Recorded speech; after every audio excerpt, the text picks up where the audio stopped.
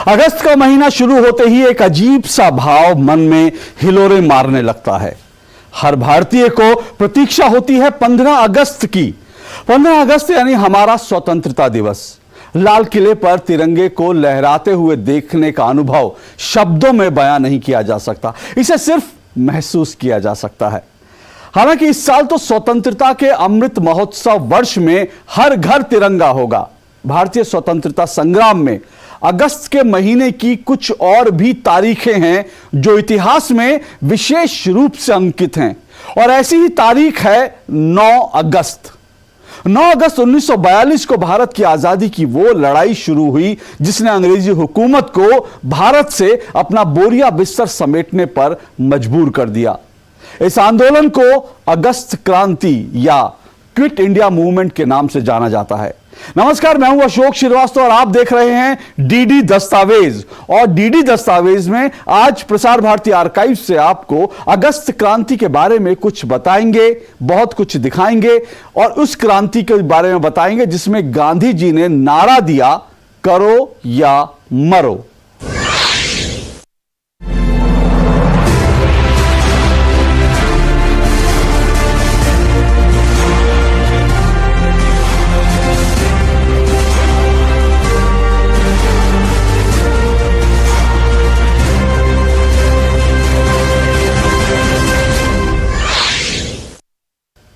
अगस्त क्रांति आंदोलन की शुरुआत मुंबई के एक मैदान से हुई।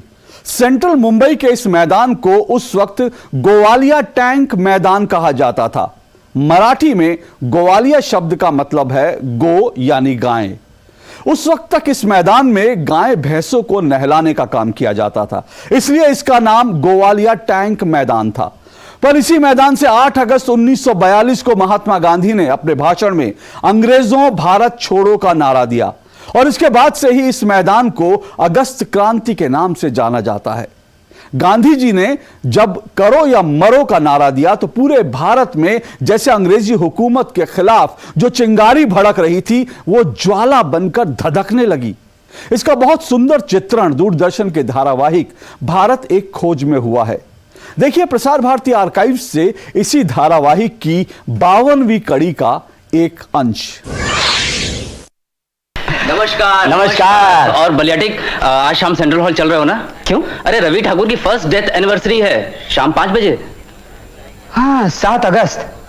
मगर बाबू मोशाय मुझे दूसरी मीटिंग में जाना है, यहीं पर। वो जब तक ऐसा नहीं करेंगे ये अंग्रेज सब भागेंगे नहीं देश से। लेकिन सामाजिक भी तो आने वाले। नमस्कार दोस्तों। नमस्कार नमस्कार। आज गुरिल्ला नहीं आएंगे? अबे गुरिल्ला नहीं बे, डॉक्टर गहरुला। हाँ हाँ वही डॉक्टर गुरिल्ला।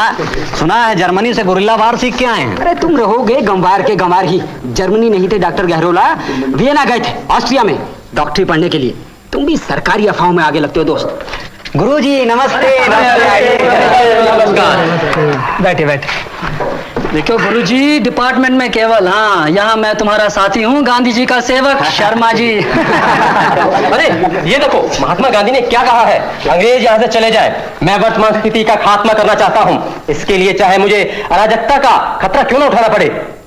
काहे 100 मकर बनाओ, अरे अब भागो लंदन जाओ। काहे 100 मकर बनाओ, अरे अब भागो लंदन जाओ। साहब अपने संग में अपने कुत्ते भी ले जाओ, अरे अब भागो लंदन जाओ। काहे 100 मकर बनाओ, अरे अब भागो लंदन जाओ। साहब अपने संग में अपने कुत्ते भी ले जाओ, अरे अब भागो लंदन जाओ। काहे 100 मकर बनाओ, अरे अब भागो लंदन जाओ। अरे अब भागो लंदन जाओ।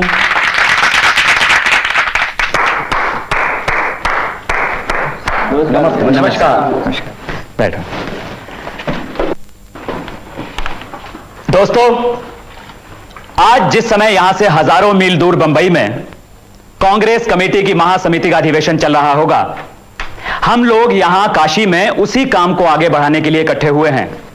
और सिर्फ हम लोग ही नहीं, बल्कि पूरे देश में जगह जगह आप जैसे नौजवान, औरतें, बूढ़े, बच्चे और हिंदू, मुसलमान, सिख, ईसाई सभी लोग मिल रहे हैं और सभाएं कर रहे हैं, क्योंकि हर किसी को इंतजार है गांधी जी के नए आंदोलन का, जिसकी रूपरेखा खुद गांधी जी कल 8 अगस्त को बंबई में लाखों लोगों के सामने रखेंगे। लेकिन गांधी जी का नया आंदोलन है क्या? गांधी जी ने खुद कहा है कि व्यक्तिगत सत्याग्रह की तरह से इस बार मैं मांगकर जेल जाने वाला नहीं हूं। यह संग्राम फर्क होगा, तेज और तीव्र होगा। अब हम कभी अंग्रेजों के सामने हाथ फैलाकर भीख नहीं मांगेंगे, बल्कि अपना हक छीनेंगे उनसे। आजादी हमारा हक है, हम इसे लेकर रहेंगे। जैसे ही इस भाव का संचार पूरे भारत में हुआ, हर शहर, हर गांव में अंग्रेजी हुकूमत के खिलाफ आवाज बुलंद होने लगी। गांधी जी के नारे करो या मरो के साथ पूरे देश में अंग्रेजों के खिलाफ एक जन क्रांति का बिगुल बज गया। पूरा देश अंग्रेजों भारत छोड़ो के नारों से गूंज उठा। जगह जगह घरों से निकलकर लोग हाथों में तिरंगा लिए देश की आजादी के लिए आंदोलन करने लगे। किसी को जैसे अपनी जान की परवाह ही नहीं थी। ना जाने कितने युवाओं, महिलाओं ने अपने सीने पर गोली खाई और शहीद हो गए। आज हम ऐसे शहीदों के नाम भी नहीं जानते। मध्य प्रदेश के साहू और उदय चंद की वीरता की कहानी कितने लोग जानते हैं, लेकिन प्रसार भारती आर्काइव्स पर जाकर अगर आप आजादी की कहानी कार्यक्रम को देखेंगे तो आपको ऐसे बहुत से वीरों की दास्तान जानने को मिलेगी। देखिए इसी कार्यक्रम की 38वीं कड़ी का यह अंश। सन 42 की अगस्त क्रांति मध्य प्रदेश के अनेक नगरों में भड़क उठी थी। यहाँ भी लगभग सभी प्रमुख नेताओं को गिरफ्तार कर लिया गया था। फिर भी गांधी जी के महामंत्र करो या मरो का इतना जबरदस्त असर हुआ था कि विद्यार्थी, नवयुवक और जनता के सभी वर्ग क्रांति में शामिल हो गए थे।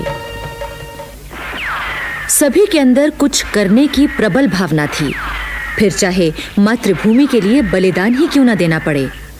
और बलिदान देने में भी होड़ लगी हुई थी।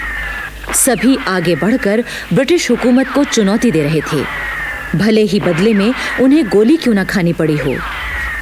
मध्य प्रदेश में सागर जिले के गढ़रकोटा में आंदोलनकारियों का जुलूस निकला तो उसमें झंडा लेकर सबसे आगे चला साहूलाल बैसाखिया। जुलूस के साथ स्थानीय थाने की इमारत पर वो तिरंगा फहराने जा रहा था। उस समय साहूलाल का जोश बढ़ा हुआ था और वो कुछ भी करने को तैयार था, लेकिन थाने पर तैनात पुलिस भी ब्रिटिश हुकूमत के आदेशों से लैस थी। जुलूस ने पुलिस के आदेशों की कोई परवाह नहीं की। साहूलाल तो बड़ी निर्भीकता से नारे लगाता हुआ थाने के अंदर पहुंच गया। अंग्रेजों भारत छोड़ो, भारत माता की जय। और अगले ही क्षण उस पर गोलियों की बौछार हुई। गोलियों से छलनी होकर भी साहूलाल तिरंगा थामे नारे लगाता रहा। आखिर उसे अस्पताल पहुंचाया गया।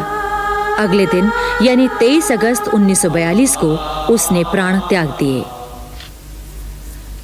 उधर मंडला में 10वीं कक्षा का छात्र उदय चंद जैन अगस्त क्रांति के जुलूस के आगे आगे तिरंगा झंडा लेकर चला। उदय चंद एक तेजस्वी युवक था और पूरे मंडला में बहुत लोकप्रिय था। उसके नेतृत्व में जनता का उत्साह दुगना हो उठा था। 15 अगस्त 1942 का वो दिन मंडला के इतिहास का एक उज्जवल पृष्ठ है। जुलूस जब बाजार में पहुंचा तो वहां पहले से ही मौजूद थानेदार ने चेतावनी दी, अगर आप लोगों में से किसी ने भी एक कदम आगे बढ़ाया तो गोली मार दी जाएगी। और उदय चंद ने अपनी कमीज फाड़कर सीना दिखाते हुए गर्जना की, हम ब्रिटिश हुकूमत को चुनौती देने आए हैं।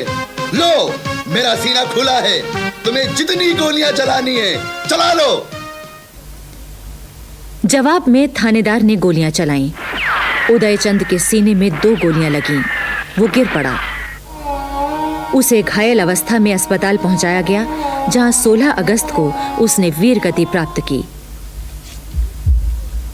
उधर जबलपुर में घंटा घर से आंदोलनकारियों का जुलूस नगर की ओर चला तो उसका नेतृत्व किया कक्षा 7 में पढ़ने वाले विद्यार्थी गुलाब सिंह ने।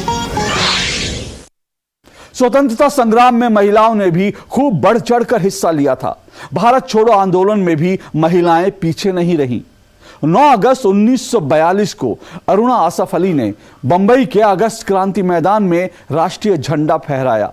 1942 की अगस्त क्रांति में अरुणा आसफ अली की सक्रिय भूमिका के कारण दैनिक ट्रिब्यून अखबार ने उन्हें 1942 की रानी झांसी नाम दिया। आजादी की कहानी धारावाहिक में मध्य प्रदेश के विभिन्न अंचलों से महिलाओं की सक्रिय भागीदारी का चित्रण है। इस आंदोलन में श्रीमती मीराबाई, श्रीमती रुक्मणीबाई, श्रीमती लीलावती जैसी वीरांगनाओं ने भारत छोड़ो आंदोलन में न केवल सक्रिय रूप से भाग लिया बल्कि अंग्रेजों के विरुद्ध खूब जल से जुलूस निकाले, अंग्रेजी दमन का खूब डटकर सामना किया। कुछ ने तो अपनी जान भी न्यौछावर कर दी। सन 42 की क्रांति में असम, बंगाल आदि प्रांतों के अलावा अन्य अनेक स्थानों में महिलाओं ने खुलकर भाग लिया, जुलूस का नेतृत्व किया और पुलिस की ज्यादतियों का शिकार हुईं। रायपुर मध्य प्रदेश की रुक्मणीबाई ने तो पुरुषों के साथ तोड़फोड़ की कार्रवाई में भी हिस्सा लिया था। वो क्रांतिकारी आंदोलनों का संगठन करती रहीं और जनता में राष्ट्रीय चेतना जगाती रहीं। आखिर रुक्मणीबाई को 6 महीने के कठोर कारावास में डाल दिया गया। जेल में उन्हें इतनी यातनाएं भोगनी पड़ी कि अंत में वो शहीद हो गईं। उधर अहमदाबाद में एक महिला चिकित्सक डॉक्टर प्रभावती घायल क्रांतिकारियों का इलाज किया करती थीं। उसी दौरान वो उनकी क्रांति कथाएं सुना करती थीं। इन कथाओं ने उनके अंदर ऐसी राष्ट्रीय चेतना जगाई कि वो स्वयं क्रांतिकारी हो गईं। सन 42 के आंदोलन में डॉक्टर प्रभावती ने खुलकर भाग लिया। जुलूसों का नेतृत्व, नारेबाजी और क्रांतिकारी गतिविधियों में पुरुषों के साथ बराबरी से काम करने वाली डॉक्टर प्रभावती शीघ्र ही ब्रिटिश सरकार की आंख का कांटा बन गईं। डॉक्टर प्रभावती को आखिर गिरफ्तार करके जेल में बंद कर दिया गया। जेल में उन्हें इतनी यातनाएं दी गईं कि वो मृतप्राय हो गईं। तब उन्हें जेल से छोड़ा गया, पर डॉक्टर प्रभावती ने तो ये सारे कष्ट भारत माता की मुक्ति के लिए सहे थे, इसलिए शीघ्र ही वो वीर गति को प्राप्त हो गईं। अहमदाबाद की ही जयावंती संघवी ने भी अगस्त क्रांति में खुलकर काम किया। जयावती ने छात्र छात्राओं को संगठित कर एक विशाल जुलूस निकाला। पुलिस ने इस जुलूस पर आंसू गैस छोड़ी। जयावती आंसू गैस की परवाह न करके वहीं डटी रहीं। इस कारण उन पर गैस का बहुत ज्यादा असर हुआ और उन्होंने घटनास्थल पर ही अपनी शहादत दे दी। इतना ही नहीं, अनेक महिलाओं की इज्जत लूटी गई, उन्हें बेरहमी से पीटा गया और उनके परिवार बर्बाद कर दिए गए। इस तरह सन 42 की अगस्त क्रांति को अंग्रेजों ने पूरी तरह कुचलने का प्रयत्न किया। आंदोलनकारी निहत्थे होते थे और उनका प्रदर्शन शांतिपूर्ण होता था, किंतु ब्रिटिश हुकूमत हिंसक हो उठती थी और यही कारण था कि देश भर में 15,000 से भी अधिक लोग केवल अगस्त क्रांति में शहीद हुए थे। इतनी सशक्त अहिंसक क्रांति से ब्रिटिश शासन की जड़ें हिल गई थीं। भारत छोड़ो आंदोलन की बात हो और यूपी के बलिया का जिक्र ना हो तो यह तो हो ही नहीं सकता। यूं तो देश 1942 के भारत छोड़ो आंदोलन के 5 साल बाद यानी 1947 में आजाद हुआ, लेकिन बलिया भारत की आजादी से 5 साल पहले ही आजाद हो गया था। हालांकि यह आजादी सिर्फ 4 दिन की थी। 4 दिन के लिए ही सही, बलिया ने खुद को आजाद तो करवा ही लिया था। यह आजादी इसलिए भी खास थी क्योंकि खुद तत्कालीन ब्रिटिश कलेक्टर जेसी निगम ने आधिकारिक तौर पर बलिया का प्रशासन स्वतंत्रता सेनानी चित्तू पांडे को सौंप दिया था। देखिए उस वक्त के घटनाक्रम को प्रसार भारती आर्काइव्स से, भारत एक खोज में। राम, अरे पारस, तुम इतनी रात गए? तुम ठीक तो हो? हाँ, क्यों? अरे परेशान तो तुम लग रहे हो। मैंने सुना था कि तुम्हें गोली लगी हुई। अरे पारस, क्या हुआ तुम्हें? बैठो बैठो। देखो, अगर गोली लग भी जाती तो क्या होता? कल बाजार में पुलिस वैन से पुलिस ने अंधाधुंध गोलियां चलाई, 9 लोग मार दिए बलिया की सड़कों पर। मैं भी उनमें से एक हो सकता था, मगर बच गया। यार, मैंने आज पहली बार गोलियों को चलते हुए और लोगों को मरते हुए देखा। क्या भीड़ ने हमला कर दिया थाने पर? नहीं, निहत्ती भीड़ बस नारे ही लगा रही थी। बस एक एक करके झंडा लेकर आगे बढ़ रहे थे और ऊपर छत से थानेदार ने उन लोगों को गोलियों से मार डाला। 20 से ज्यादा लाशें पड़ी थी, मगर खुद की आहुति देने के लिए एक एक बढ़ते ही चले जा रहे थे। ये तो हद हो गई। क्या किसी ने थाने पर धावा नहीं बोला? क्या किसी को भी ऐसे थानेदार पर गुस्सा नहीं आया? क्या खून नहीं खोला किसी का? बलिया में 9, बेरिया में 19, पता नहीं और कितने लोगों का खून चढ़ेगा हमारे सर। कल के मरने वालों की फहरिस्त है? Yes sir. Mister Kakkar ji. आपके बांसडी का क्या हाल है? सर, तहसील पर पूरा कब्जा कर लिया है लोगों ने और वहां भी झंडा लगा दिया है। मैंने अपनी पिस्तौल निकाली तो उन्होंने मेरी गाड़ी फूंक दी। मुझे आपकी मोटर की नहीं, सरकारी माल की फिक्र है। तहसील के कैश का क्या हुआ? We are accountable for that. वो भी लूट लिया। लूट लिया और आप देखते रहे? क्या करता सर, मेरे देखते ही देखते पूरा पैसा बांट दिया उन्होंने लोगों में। सरकारी नौकरों को 4 महीने की तनख्वाह भी दे दी और बोल दिया छुट्टी मनाए, अब अंग्रेजों की हुकूमत गई। सर, चारों तरफ से बलिया गिरता जा रहा है। हजारों लाखों लोग अपने गांव छोड़ छोड़ कर इस तरफ चले आ रहे हैं कि बलिया कलेक्ट्रेट पर कब्जा करना है। बेरिया गोली कान देना जाने लोगों के मन में कहां से इतना जोश और गुस्सा पैदा कर दिया है। अब प्रॉब्लम यह है कि वो गोलियां पीठ पर नहीं, सीनों पर झेल रहे हैं। मिस्टर कक्कड़ जी। आपके पास ट्रेजरी में कितने रुपए हैं? करीब 9 लाख रुपए कैश और 50-60 हजार रुपए के स्टाम्प पेपर। सब जला दीजिए फौरन। जी हाँ, मैं नहीं चाहता कि ये रुपया क्रांतिकारियों के हाथ लगे, और जलाने के पहले सब नोटों के नंबर नोट कर लीजिए। ठीक है सर, 9 लाख रुपया कैश जलाएंगे सर? तो और क्या करूं, आप लोगों में बांट दूं? आप लोग जाने की तैयारी कीजिए। कहां जाना है sir? We have to surrender. क्या sir? There is no other way. आज से बलिया की हुकूमत खत्म। पर सर वीकेंड। गाड़ी लाओ। बलिया ने 12 दिनों के भीतर अहिंसात्मक जन क्रांति द्वारा अंग्रेज हुकूमत का खात्मा कर दिया। 1942 ही वो वर्ष था जब विदेशों में रह रहे भारतीय भी भारत को आजाद कराने के लिए काफी उद्वेलित थे।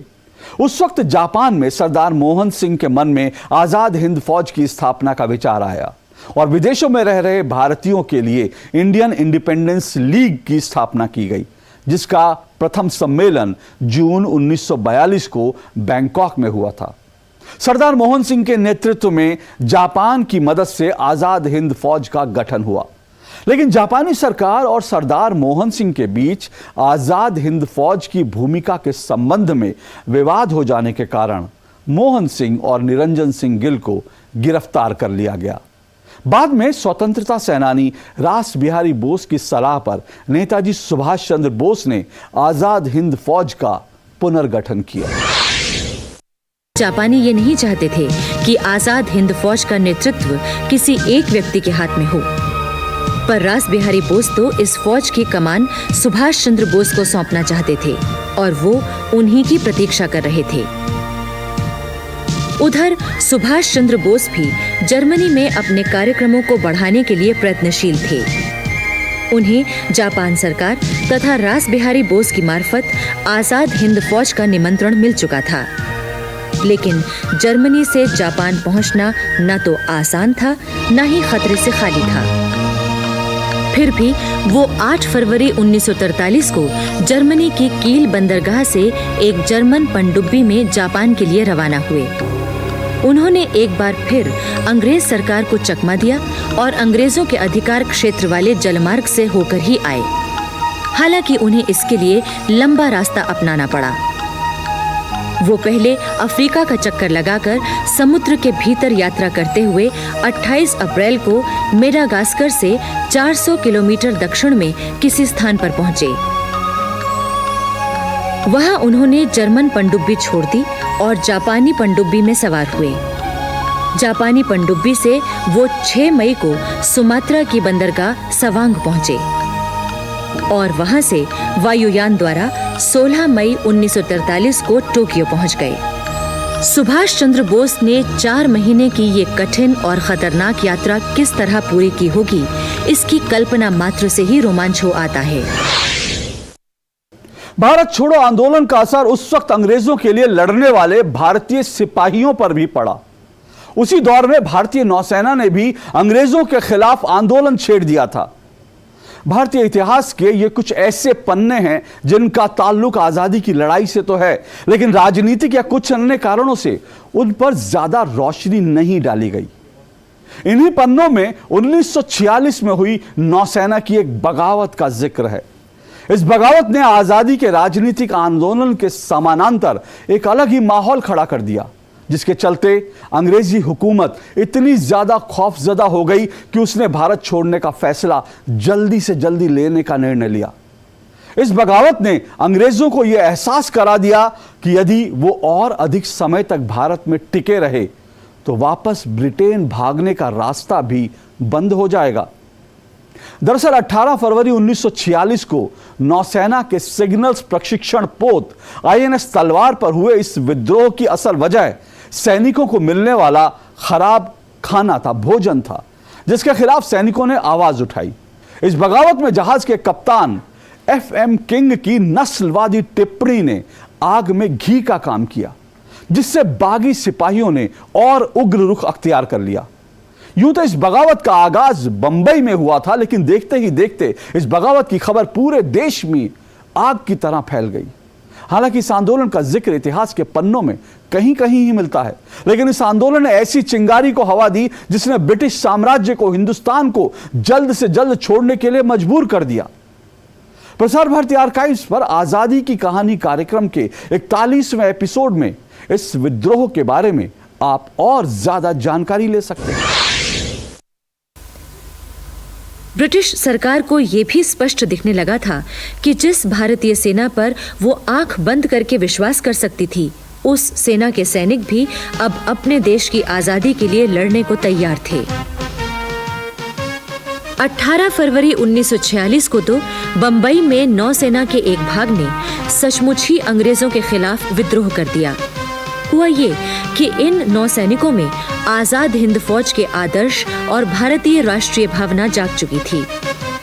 अपनी इस भावना की अभिव्यक्ति उन्होंने पहले तलवार नामक जहाज की दीवारों पर भारत छोड़ो और जय हिंद नारे लिखकर की। इन नारों को जब कमांडर कॉल ने पढ़ा तो उसने कोई कार्रवाई नहीं की। उनके स्वयं के हृदय में देशभक्ति की भावना जाग उठी थी। जब ब्रिटिश अफसरों तक ये बात पहुंची तो उन्होंने कमांडर कॉल को वहां से ट्रांसफर कर दिया और उनकी जगह एक अंग्रेज कमांडर किंग को भेजा। ये कमांडर किंग अपनी सख्तियों, दुर्व्यवहार आदि के लिए बदनाम था। उसने आते ही जब तलवार की दीवारों पर लिखे नारे पढ़े तो वो क्रोध से पागल हो गया और उसने नौसैनिकों को सताना शुरू कर दिया। 17 फरवरी 1946 की बात है। कमांडर किंग के आदेश पर भारतीय नौसैनिकों को खराब भोजन परोसा गया। नौसैनिकों में इससे और भी विद्रोह भड़का। फिर भी उन्होंने कमांडर किंग से जाकर शिकायत करना ठीक समझा। जब उन्होंने कमांडर किंग से खराब खाने की शिकायत की तो कमांडर किंग बिगड़ गया। जो खाना तुम्हें दिया जा रहा है उसे गनीमत समझो, क्योंकि भिखमंगों को पसंदगी का हक नहीं होता। भारतीय नौसैनिकों का इससे ज्यादा और अपमान क्या हो सकता था। 18 फरवरी 1946 सवेरे का समय। तलवार जहाज के नौसैनिकों को सवेरे की परेड के लिए बुलाने का बिगुल बजा तो कोई सैनिक बाहर नहीं निकला। और जोर से बिगुल बजाया गया, फिर भी कोई सैनिक बाहर नहीं निकला। अभी नौसेना के अफसर सोच ही रहे थे कि क्या करें, तभी अचानक बैरकों से सैनिक निकले और नारे लगाने लगे। हम परेड का बहिष्कार कर रहे हैं। हम लोग हड़ताल पर हैं। हम भूख हड़ताल पर हैं। हमें अच्छा खाना दो। हमें अंग्रेजों जैसी सुविधा दो। आजाद हिंद फौज के सैनिकों को रिहा करो। अंग्रेज अधिकारी घबरा गए। उन्हें ऐसे विद्रोह की कभी आशा नहीं थी। आजाद हिंद फौजों के वीरों की रिहाई की मांग से उन्होंने इस विद्रोह को राजनीति प्रेरित समझा। अंग्रेज अफसरों ने खराब खाने की बात को महत्वपूर्ण नहीं समझा। ये बात चारों तरफ फैल गई। अंग्रेज अफसरों ने 2 भारतीय अधिकारियों लेफ्टिनेंट कोहली और लेफ्टिनेंट नंदा को हड़ताली नौसैनिकों से बातचीत करने और उन्हें समझाने बुझाने के लिए भेजा, लेकिन हड़ताली नौसैनिकों ने उनसे बात करने से इनकार कर दिया। तब 2 अंग्रेज अफसर फ्लैग ऑफिसर रियर एडमिरल रैटरे और कैप्टन इनगो जोन्स बातचीत के लिए गए। रियर एडमिरल रैटरे ने कहा, मैं वादा करता हूं कि आप लोगों को अच्छा खाना मिलेगा और कमांडर किंग को हटाकर मैं कैप्टन जोन्स को रखूंगा। पर नौसैनिक जानते थे कि पहला वादा एकदम बहानेबाजी है और कैप्टन जोन्स तो कमांडर किंग से भी ज्यादा बुरा है। जवाब में नौसैनिक विद्रोहियों ने एक बार फिर नारा लगाया, हमें जोन्स नहीं चाहिए, हमें भारतीय अफसर दो। आजाद हिंद फौज के अफसरों को रिहा करो। अंग्रेज भारत छोड़ो। ठीक है, तुम्हारे कुछ चुने हुए प्रतिनिधि मुझसे आकर बात कर सकते हैं। हम किसी भारतीय नेता के जरिए ही बात करेंगे। शाम होते होते तलवार के विद्रोह की खबर सब तरफ फैल गई। बंबई के सांध्य अखबारों ने इस खबर को मोटे अक्षरों में छापा। ऑल इंडिया रेडियो ने इस खबर को देश भर में और बीबीसी ने दुनिया भर में प्रसारित कर दिया। फिर तो बंबई में खड़े छोटे बड़े सभी जहाजों में भी विद्रोह फैल गया। हिंदुस्तान, कावेरी, सतलज, नर्मदा और यमुना बड़े जहाज थे और आसाम, बंगाल, पंजाब, ट्रावनकोर, काठियावाड़, बलूचिस्तान और राजपूत छोटे जहाज थे जिन्होंने विद्रोह कर दिया था। ऐसे कितने ही संघर्षों और बलिदानों के चलते भारत आजाद हुआ और आज हमारी आजादी को 75 वर्ष पूरे हो रहे हैं और हम आजादी का अमृत महोत्सव वर्ष मना रहे हैं। इस अमृत महोत्सव वर्ष में इन स्वतंत्रता सेनानियों को हमारी सच्ची श्रद्धांजलि क्या हो, यह हर भारतीय को खुद तय करना है। लेकिन इनके सम्मान में इस वर्ष अपने घर पर तिरंगा जरूर लहराएं ताकि स्वतंत्रता दिवस पर हर घर तिरंगा हो। डीडी दस्तावेज में आज के लिए इतना ही, लेकिन आपको चलते चलते एक बार फिर याद दिला दूं कि स्वतंत्रता संग्राम की ना जाने ऐसी कितनी अनगिनत कहानियां हैं जो आप जानते भी नहीं, और अगर आप इन्हें जानना चाहते हैं, क्योंकि आपको ये जाननी चाहिए, तो आप प्रसार भारती आर्काइव्स के यूट्यूब चैनल पर आइए और जरूर इनको देखिए। आज के लिए इतना ही। डीडी दस्तावेज की पूरी टीम को दीजिए इजाजत। अगले हफ्ते आपसे फिर मुलाकात होगी। नमस्कार।